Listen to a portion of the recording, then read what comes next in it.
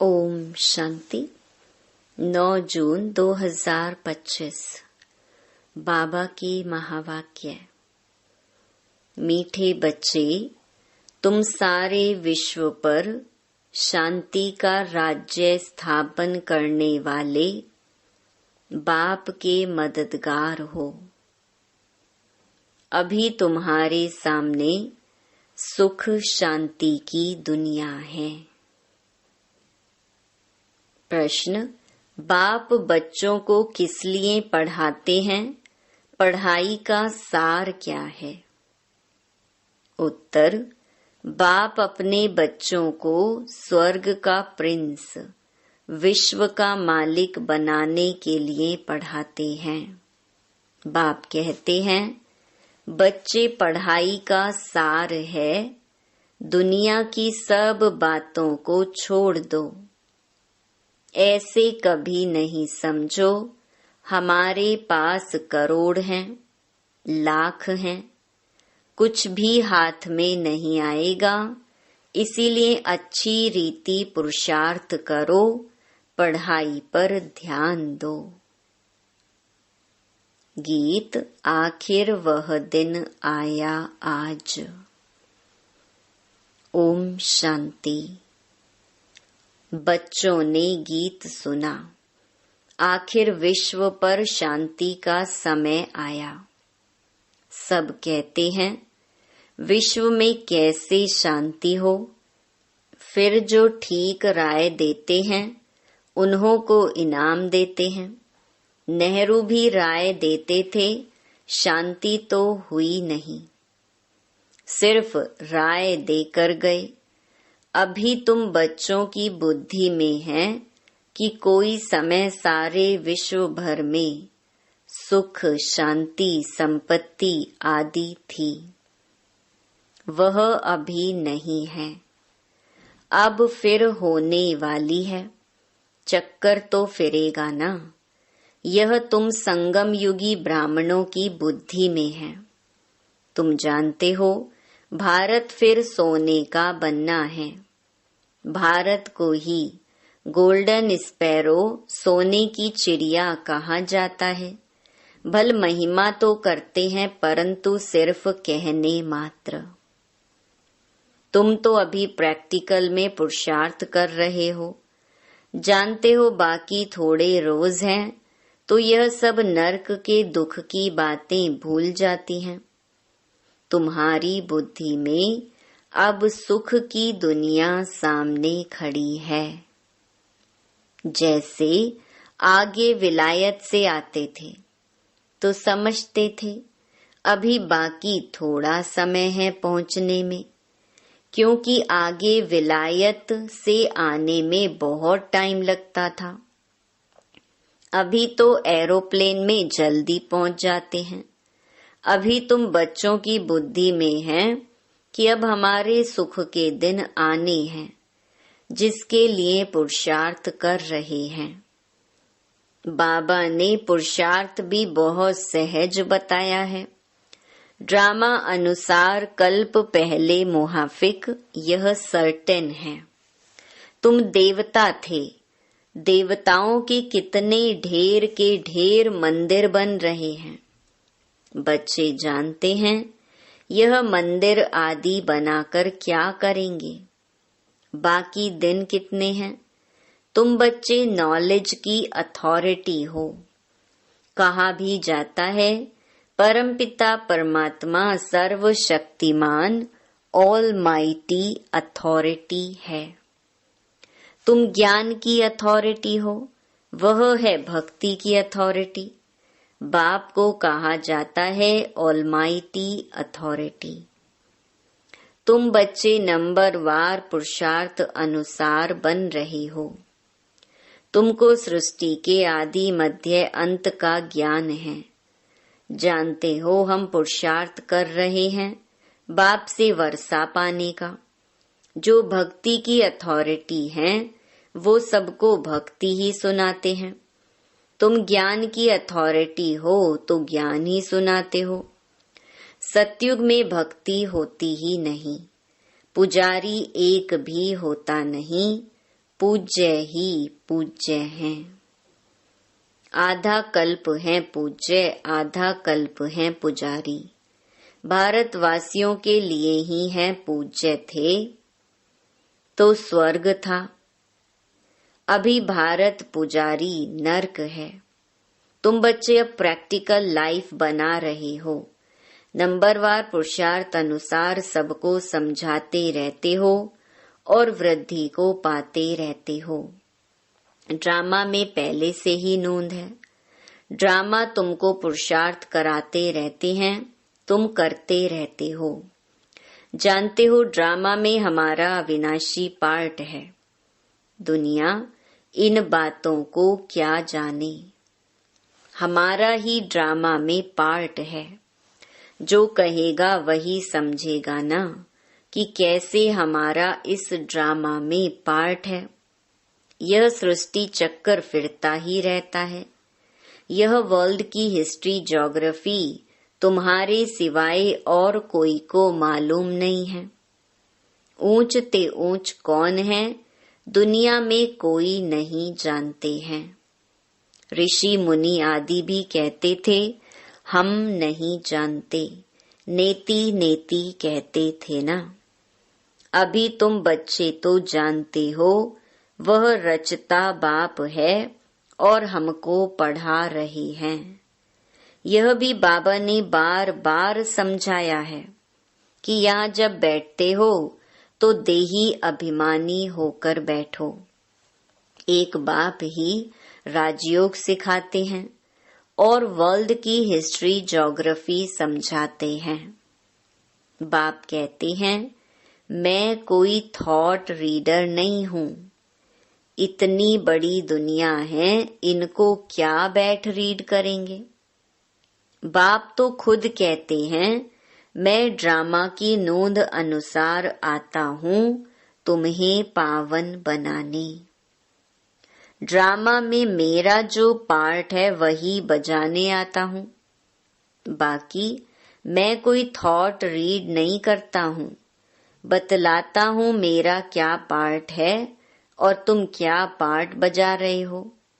तुम यह नॉलेज सीखकर दूसरों को सिखला रहे हो। मेरा पार्ट ही है पतितों को पावन बनाना। यह भी तुम बच्चे जानते हो। तुम तिथि तारीख आदि सब जानते हो। दुनिया में कोई थोड़े ही जानते हैं।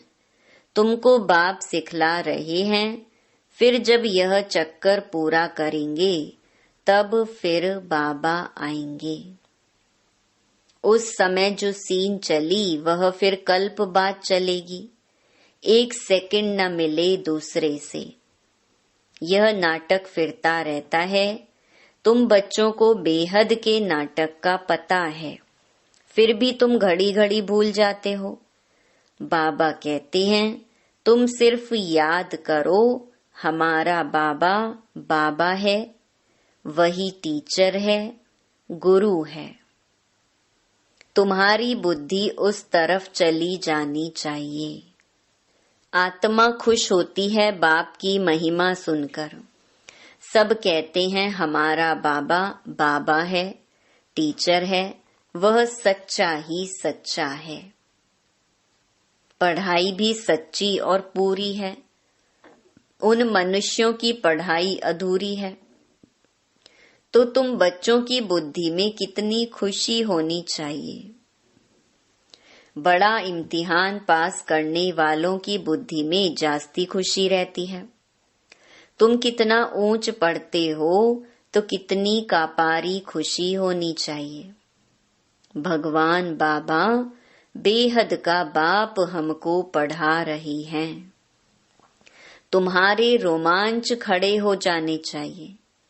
वही एपिसोड रिपीट हो रहा है। सिवाय तुम्हारे किसको पता नहीं है। कल्प की आयु ही बढ़ा दी है।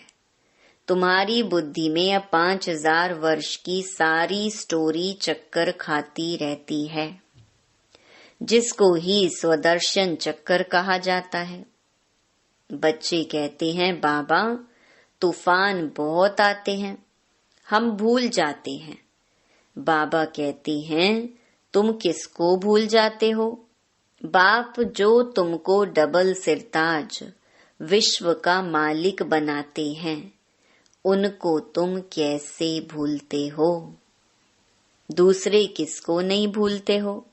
स्त्री, बाल, बच्चे, चाचा, मामा, मित्र, संबंधी आदि सब याद हैं।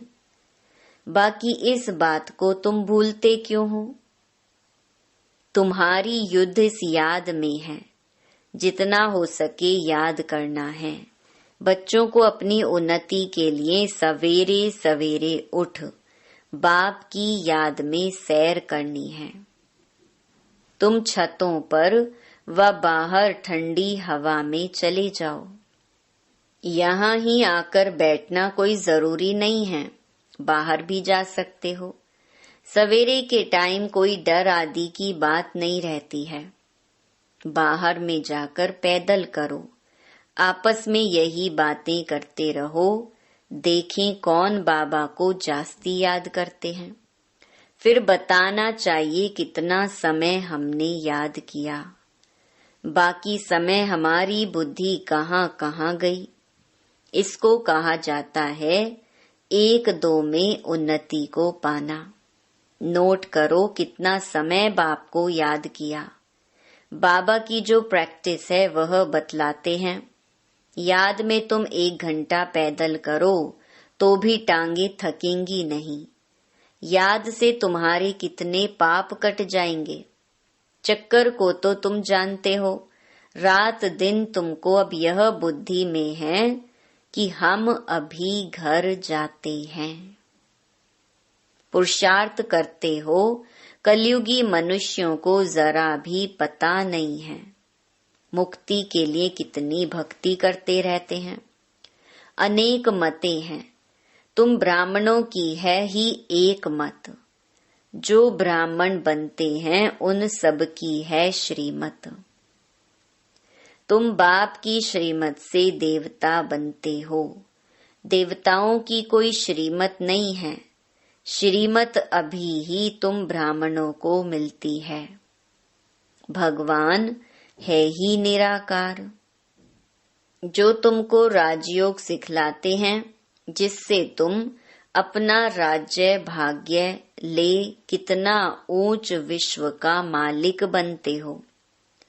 भक्ति मार्ग के वेद शास्त्र आदि कितने ढेर के ढेर हैं, परंतु काम की सिर्फ एक गीता ही है। भगवान आकर राजयोग सिखलाते हैं, उनको ही गीता कहा जाता है। अभी तुम बाप से पढ़ते हो, जिससे स्वर्ग का राज्य पाते हो। जिसने पढ़ा उसने लिया। ड्रामा में पार्ट है ना। ज्ञान सुनाने वाला ज्ञान सागर एक ही बाप है। वह ड्रामा प्लान अनुसार कलयुग के अंत सतयुग के आदि के संगम पर ही आते हैं। कोई भी बात में मूंझो नहीं। बाप इसमें आकर पढ़ाते हैं और कोई भी पढ़ा न सके। यह दादा भी आगे कोई से पढ़ा हुआ होता तो और भी बहुत उनसे पढ़े हुए होते। बाप तो कहते हैं इन गुरुओं आदि सबका उद्धार करने मैं आता हूँ। अभी तुम बच्चों की एम ऑब्जेक्ट सामने खड़ी है। हम यह बनते हैं, यह है ही नर से नारायण बनने की सत्य कथा। इनकी फिर भक्ति मार्ग में महिमा चलती है। भक्ति मार्ग की रस्म चलती आती है। अभी यह रावण राज्य पूरा होना है। तुम अभी दशहरा आदि में थोड़े ही जाएंगे। तुम तो समझाएंगे यह क्या करते हैं। यह तो बेबीज का काम है। बड़े बड़े आदमी देखने जाते हैं। रावण को कैसे जलाते हैं यह है कौन, कोई बता न सके। रावण राज्य है ना। दशहरे आदि में कितनी खुशी मनाते हैं, जिसमें रावण को जलाते आते हैं। दुख भी चला आता है, कुछ भी समझ नहीं है। अभी तुम समझते हो हम कितने बेसमझ थे। रावण बेसमझ बना देते हैं। अभी तुम कहते हो बाबा हम लक्ष्मी नारायण जरूर बनेंगे। हम कोई कम पुरुषार्थ थोड़े ही करेंगे। यह एक ही स्कूल है, पढ़ाई बहुत सहज है। बूढ़ी बूढ़ी माताएं और कुछ नहीं याद कर सकती तो सिर्फ बाप को याद करें। मुख से हे राम तो कहते हैं ना। बाबा यह बहुत सहज बताते हैं, तुम आत्मा हो, परमात्मा बाप को याद करो तो तुम्हारा बेड़ा पार हो जाएगा। कहाँ चले जाएंगे? शांति धाम, सुख धाम। और सब कुछ भूल जाओ। जो कुछ सुना है, पढ़ा है, वह सब भूलकर अपने को आत्मा समझ बाप को याद करो तो बाप से वर्षा जरूर मिलेगा। बाप की याद से ही पाप कट जाते हैं। कितना सहज है। कहते भी हैं भ्रकुटी के बीच चमकता है सितारा। तो जरूर इतनी छोटी आत्मा होगी ना। डॉक्टर लोग बहुत कोशिश करते हैं आत्मा को देखने की, परंतु वह बहुत सूक्ष्म है। हठ आदि से कोई देख न सके। बाप भी ऐसे ही बिंदी है। कहते हैं जैसे तुम साधारण हो, हम भी साधारण बन तुमको पढ़ाता हूँ। किसको क्या पता कि इन्हों को भगवान कैसे पढ़ाते होंगे। श्री कृष्ण पढ़ाते तो सारे अमेरिका, जापान आदि सब तरफ से आ जाएं। उनमें इतनी कशिश है। श्री कृष्ण के साथ प्यार तो सबका है ना। अभी तो तुम बच्चे जानते हो हम सो बन रहे हैं। श्री कृष्ण है प्रिंस। उन्हें गोद में लेना चाहते हैं तो पुरुषार्थ करना पड़े। कोई बड़ी बात नहीं है। बाप अपने बच्चों को स्वर्ग का प्रिंस, विश्व का मालिक बनाने के लिए पढ़ाते हैं। बाप कहते हैं बच्चे पढ़ाई का सार है, दुनिया की सब बातों को छोड़ दो। ऐसे कभी नहीं समझो कि हमारे पास करोड़ हैं, लाख हैं, कुछ भी हाथ में नहीं आएगा। इसलिए अच्छी रीति पुरुषार्थ करो। बाप के पास आते हैं तो बाप उल्हना देते हैं। 8 मास से आते हो और बाप जिनसे स्वर्ग की बादशाही मिलती है उनसे इतना समय मिले भी नहीं। कहते बाबा फलाना काम था। अरे तुम मर जाते फिर यहाँ कैसे आते? यह बहाने थोड़े ही चल सकेंगे। बाप राजयोग सिखा रहे हैं और तुम सीखते नहीं। जिसने बहुत भक्ति की होगी उनको 7 रोज तो क्या 1 सेकंड में भी तीर लग जाए। सेकंड में विश्व का मालिक बन सकते हैं। यह खुद अनुभवी बैठा है।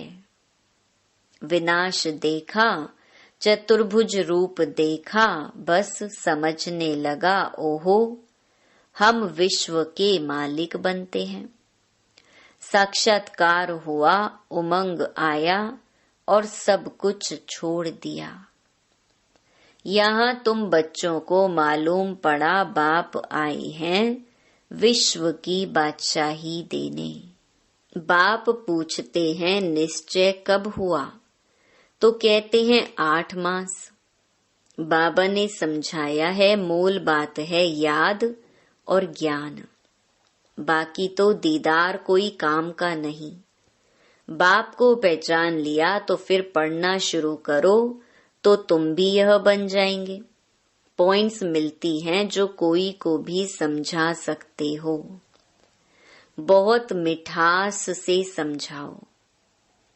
शिव बाबा जो पतित पावन हैं कहते हैं मुझे याद करो तो पावन बन पावन दुनिया का मालिक बन जाएंगे। युक्ति से समझाना है। तुम चाहते हो ना गॉड फादर लिबरेट कर स्वीट होम वापस ले जाएं। अच्छा, अब तुम्हारे ऊपर जो कट जंक चढ़ी हुई है उसके लिए बाप कहते हैं मुझे याद करो। अच्छा, मीठे मीठे सिकिलधे बच्चों प्रति माता पिता बाप दादा का याद प्यार और गुड मॉर्निंग। रूहानी बाप की रूहानी बच्चों को नमस्ते। धारणा के लिए मुख्य सार। पहला, सवेरे सवेरे उठ पैदल करते बाप को याद करो। आपस में यही मीठी रूह रिहान करो कि देखें कौन कितना समय बाबा को याद करता है। फिर अपना अनुभव सुनाओ। दूसरा, बाप को पहचान लिया तो फिर कोई बहाना नहीं देना है, पढ़ाई में लग जाना है। मुरली कभी मिस नहीं करनी है। वरदान, सर्व के गुण देखते हुए स्वयं में बाप के गुणों को धारण करने वाले गुण मूरत भव। संगम युग पर जो बच्चे गुणों की माला धारण करते हैं वही विजय माला में आते हैं। इसीलिए होली हंस बन सर्व के गुणों को देखो और एक बाप के गुणों को स्वयं में धारण करो।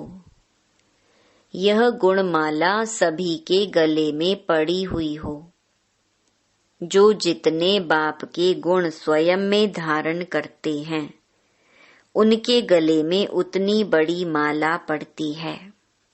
गुणमाला को सिमरण करने से स्वयं भी गुण मूरत बन जाते हैं। इसी की यादगार में देवताओं और शक्तियों के गले में माला दिखाते हैं। स्लोगन, साक्षीपन की स्थिति ही यथार्थ निर्णय का तख्त है। अव्यक्त इशारे, आत्मिक स्थिति में रहने का अभ्यास करो, अंतर्मुखी बनो। अंतर्मुखी होकर कार्य करने से विघ्नों से व्यर्थ संकल्पों से बच जाएंगे और समय भी बहुत बच जाएगा। जो अंतर्मुखी रहते हैं उनमें स्मृति की समर्थि भी आती है और आत्मा रूपी नेत्र पावरफुल बनता जाता है, जिससे यदि कोई भी विघ्न आने वाला होगा तो यह महसूसता आएगी कि आज कोई पेपर होने वाला है। और जितना पहले से मालूम पड़ता जाएगा तो होशियार होने के कारण सफलता पा लेंगे। अच्छा, ओम शांति।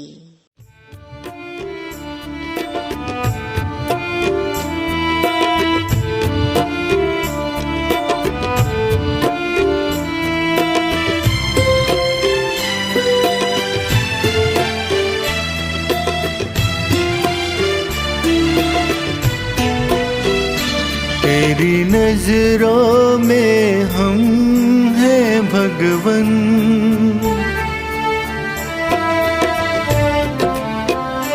तेरी नजरों में हम हैं भगवन। हमारी नजरों में तुम सदा चले ये सिलसिला। तुम्हारे सामने हो हम, हमारे सामने हो तुम।